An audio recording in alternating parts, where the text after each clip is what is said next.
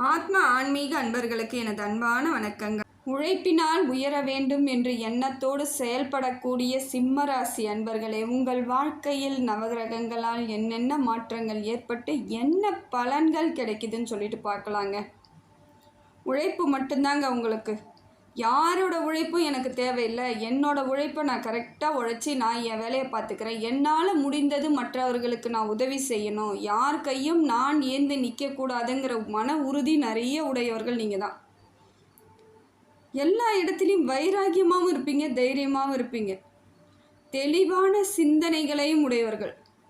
எதை செய்தால் எது நடக்கும்னு யோசித்து செய்வீங்க. ஒன்று தாங்க, கோபம் மட்டும் அதிகமாக வரும். டக்குன்னு நிமிஷத்துக்கு நிமிஷம் கோபம் வரும். யாராவது ஒருத்தவங்க பிடிக்காம தப்பு பண்ணிட்டாலோ இல்லை பிடிக்காத செயல் செஞ்சிட்டாலோ அதுக்கப்புறம் உங்களோட கோபத்தை உங்களால் கண்ட்ரோல் பண்ணவே முடியாது. அந்த அளவிற்கு கோபம் வரக்கூடியவர்கள். இதுக்கு காரணம் என்னன்னு பார்த்தீங்களா, உங்கள் ராசிநாதன் சூரிய பகவான்.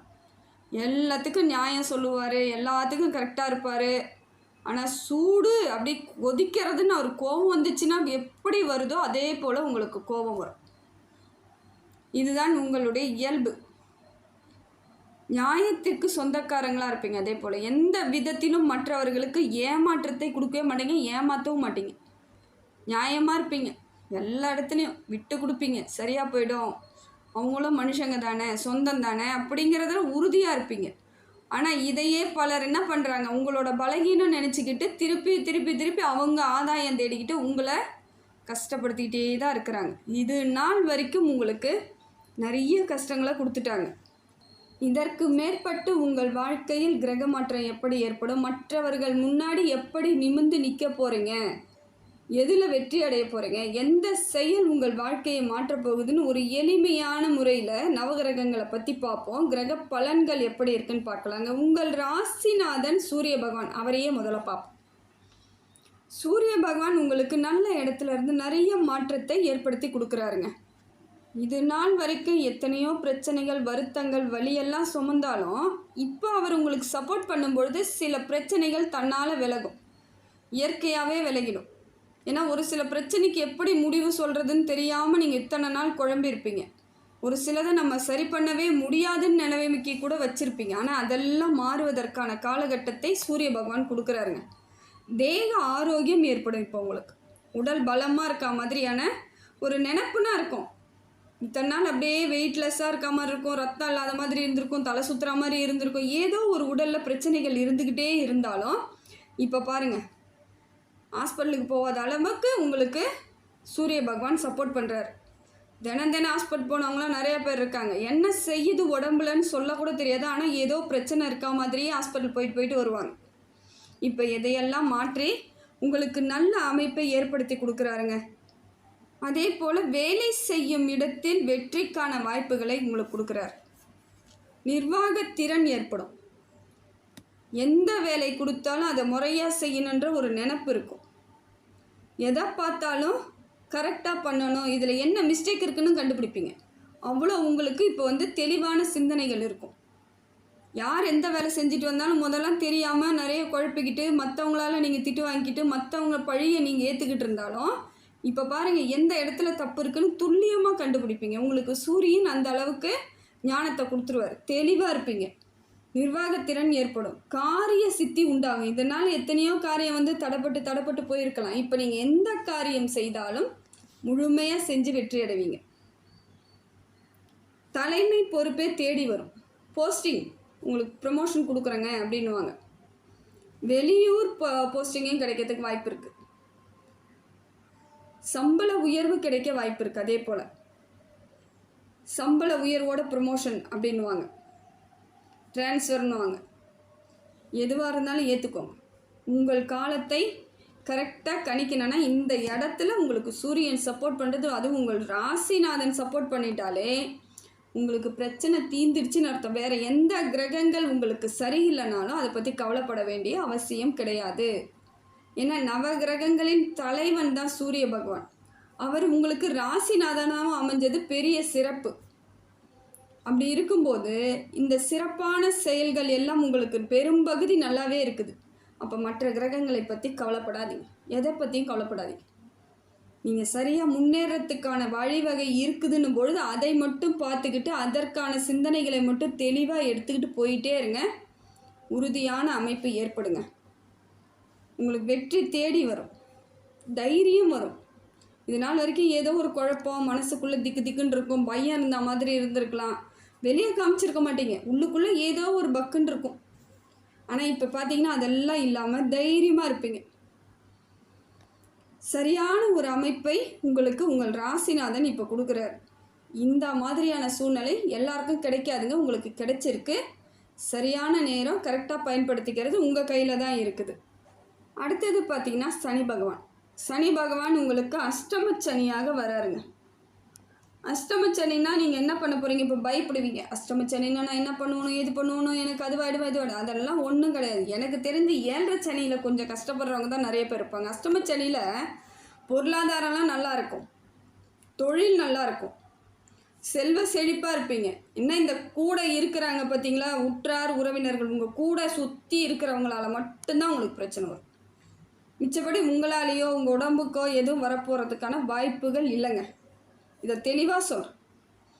தொழிலில் நல்ல லாபம் கிடைக்கும், பொருளாதாரம் சிறப்பாக இருக்கும், செல்லும் இடமெல்லாம் உங்களுக்கு மரியாதை கிடைக்கும், உத்தியோகத்தில் உங்களுக்கு சரியான அமைப்பு ஏற்படும், கடன் பிரச்சனைலாம் தீரும். இப்போ சனி பகவானால் கடன் ஏற்படாது, இருக்கிற கடன்லாம் தீரும், எல்லாத்துக்கும் வழிவகை கிடைக்கும். வாழ்க்கையில் சரியான அமைப்பை இப்போ ஏற்படுத்தி கொடுக்குறார். அதே போல் திருமணம் ஆகாதவர்களுக்கு திருமண யோகத்தையும் கொடுக்குறார். நிறைய ஊர் பிரயாணம் செய்யறதுக்கும் வழிவகை செய்வார். நிறைய கோவில்களுக்கு போவீங்க, வெளிநாடுகளுக்கு போவீங்க, வெளிநாட்டுக்கு போகிறது, வெளி ஊருக்கு போகிறது, இது எல்லாம் உங்களுக்கு இயல்பாக நடக்கக்கூடியதாக இப்போ மாற்றி கொடுக்குறாருங்க சனி பகவான். வெளியூர் பயணமாக இருக்கலாம், படிப்புக்காக இருக்கலாம், வேலைக்காக இருக்கலாம், உங்களுக்கு ஒரு மாற்றத்தை கண்டிப்பாக சனி பகவான் ஏற்படுத்தி கொடுக்குறார். அதனால் இப்போ அஷ்டமச்சனியால் உங்களுக்கு எந்த விதத்துலையும் பாதிப்பு கிடையாது. உறவினர்கள் கூட இருக்கிறவங்க, நண்பர்கள், அவங்கக்கிட்ட கொஞ்சம் நீங்கள் என்ன பண்ணுங்கள், தேவையில்லாத பேசுகிறத நிறுத்திக்கிட்டாலே போதும். என்னன்னா என்ன, அதை மட்டும் பார்த்துக்கணும். அதே போல் ஜாமீன் கையெழுத்து போடுறது, பணம் வாங்கி கொடுக்கறது, என்னோடய வண்டியை எடுத்துகிட்டு போய் ஓட்டுன்னு சொல்கிறது, இல்லை அவங்களோட வண்டியை நீங்கள் எடுத்துகிட்டு வந்து ஓட்டுறது, இதையெல்லாம் ஸ்டாப் பண்ணாலே போதுங்க, பிரச்சனையே கிடையாது. உங்கள் குடும்பத்துக்குள்ளே மற்ற அந்நியர்களை உள்ளே விடாதீங்க. அவங்க சொந்தக்காரங்க எப்படியாப்பட்ட சொந்தக்காரங்களாக கூட இருக்கட்டும், இப்போ இருக்கக்கூடிய சூழ்நிலைக்கு உள்ளே வந்து எந்த பஞ்சாயத்துக்கும் இதை செய்கிறாங்க அதை செய்யலாம், எந்த ஆலோசனையோ எதுக்குமே மற்றவங்கள உள்ளே விடக்கூடாது. எதுவாக இருந்தாலும் குடும்பத்துக்குள்ளே குடும்ப ஆட்கள் மட்டும், கணவனாக இருந்தால் மனைவி, மனைவியாக இருந்தால் கணவன், 2 பேரும் உட்காந்து பேசுங்க. இல்லையா உங்களோட தாய் தகப்பன் கிட்ட பேசுங்க. அதை தாண்டி வெளியே யார்கிட்டையும் எதுவும் பேசாதீங்க, சஜஷன் கேட்காதீங்க, தீர்வு சொல்ல மாட்டாங்க, பிரச்சனையாக்கி விட்டுருவாங்க, கோர்ட்டு கேஸுன்னு இழுப்பாங்க, அவமானப்பட்டுருவீங்க. ஏன்னா இதை மாதிரியான அமைப்பு எப்படின்னு பார்த்தீங்கன்னா அஷ்டமச்சனியில் அவமானங்கள் தான் வந்து சேரும்.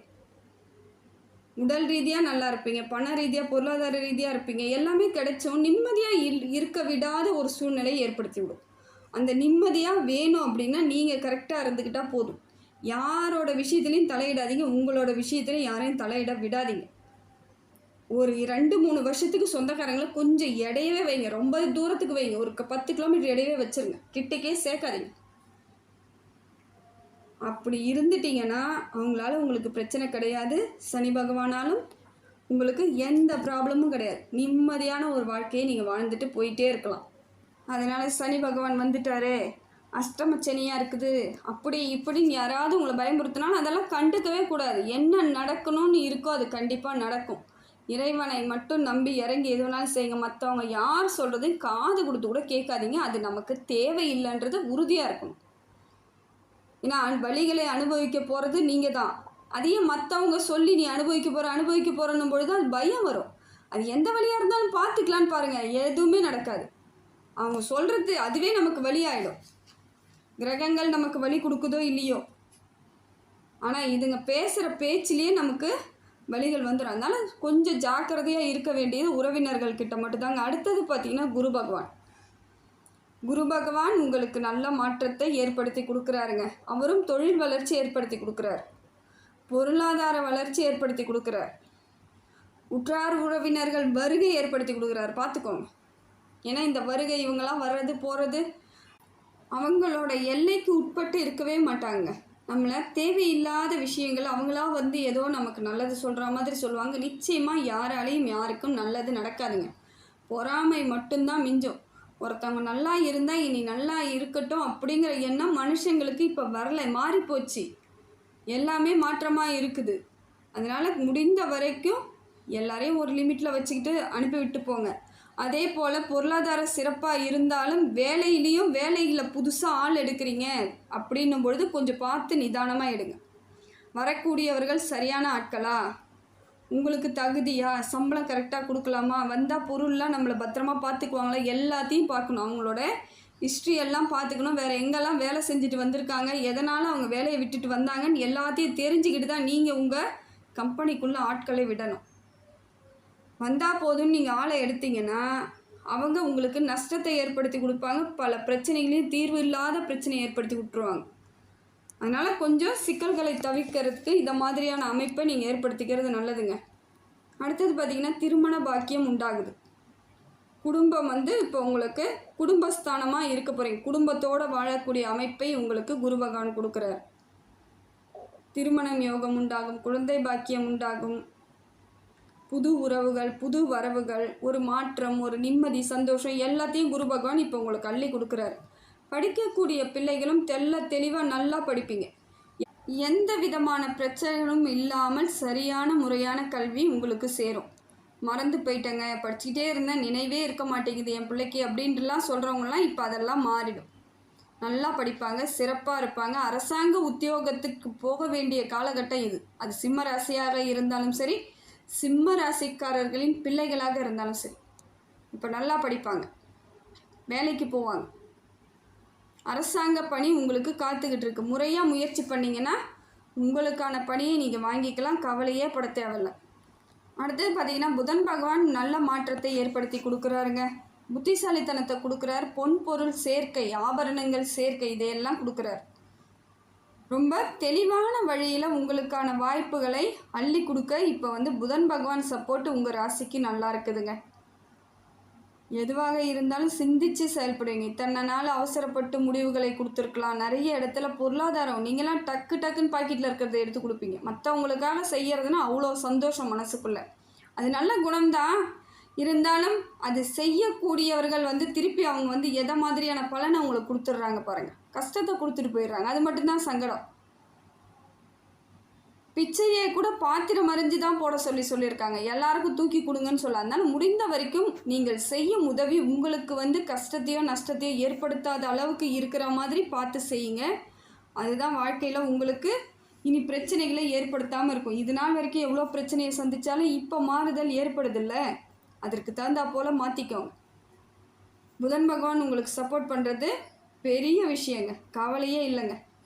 அதுக்கடுத்தது பார்த்திங்கன்னா செவ்வாய் கொஞ்சம் உங்களுக்கு ஒரு மாதிரியாக தான் இருக்குது. என்னன்னு பார்த்தீங்கன்னா இந்த வண்டி வாகனத்தில் செல்லும் பொழுது மட்டும் கொஞ்சம் நிதானமாக போங்க.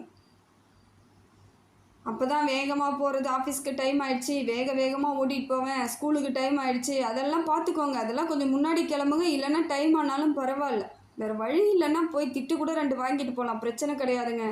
ஆனால் ரோட்டில் ஏதாவது ஒரு சின்ன மிஸ்டேக் நடந்தாலும் உங்களுக்கு அது பிரச்சனையை ஏற்படுத்தும், அது கஷ்டத்தை கொடுத்துரும். அந்த வழிகள் உங்களுக்கு வாழ்க்கையில் பெரிய அடியாக இருக்கும். அதனால் பார்த்துக்கோங்க. அந்த மாதிரியான அமைப்பு இருக்குது. வண்டி எடுக்கும் பொழுது எல்லாம் கரெக்டாக இருக்கான்னு பார்த்துக்கிட்டு எடுங்க. முடிந்த வரைக்கும் நிதானமாக இருங்க. நிதானத்தை கடைப்பிடிப்பது உங்கள் கையில் தான் இருக்குது. ரொம்ப ஜாக்கிரதையாக இருக்கணுங்க. ராகு கேது நல்லா இருக்குது, தப்பு இல்லை. கேது ஆனால் உங்கள் ராசிக்குள் வரப்போகிறார். உங்கள் ராசிக்குள் வர்றதுனால கொஞ்சம் உடல் ரீதியான பிரச்சனைகள் வர்றதுக்கு கொஞ்சம் வாய்ப்பு இருக்குதுங்க. ஏன்னா அவர் ராசிக்குள்ளே வந்துட்டார்னா தேவையில்லாத கெடுப்பலன் கொஞ்சம் கொடுத்துருவார். பொருளாதார விரயம், கடன் அதிகரிக்க வாய்ப்பு இருக்குது. முதல்ல கடன் வாங்கணுன்ற எண்ணத்துலேருந்து முழுமையாக வெளியே வரணும். அது எப்படி வருவீங்களோ ஏதா வருவீங்களோ தெரியாது. முழுமையாக வெளியே வர வேண்டிய காலகட்டத்தில் இருக்கீங்க. கேது பகவான் இன்னும் 1.5 ஆண்டு காலம் உங்கள் ராசிக்குள்ளேயே உட்காந்துக்கிட்டு ஆட்டி படைப்பார். ஜாக்கிரதை. பேசும் பொழுது நிதானம். பேசக்குள்ளேயே நீங்கள் ஏதாவது தெரியாமல் சொல்லிட்டாலும் அது பெரிய பிரச்சனையில் கொண்டு போய் விட்டுரும்.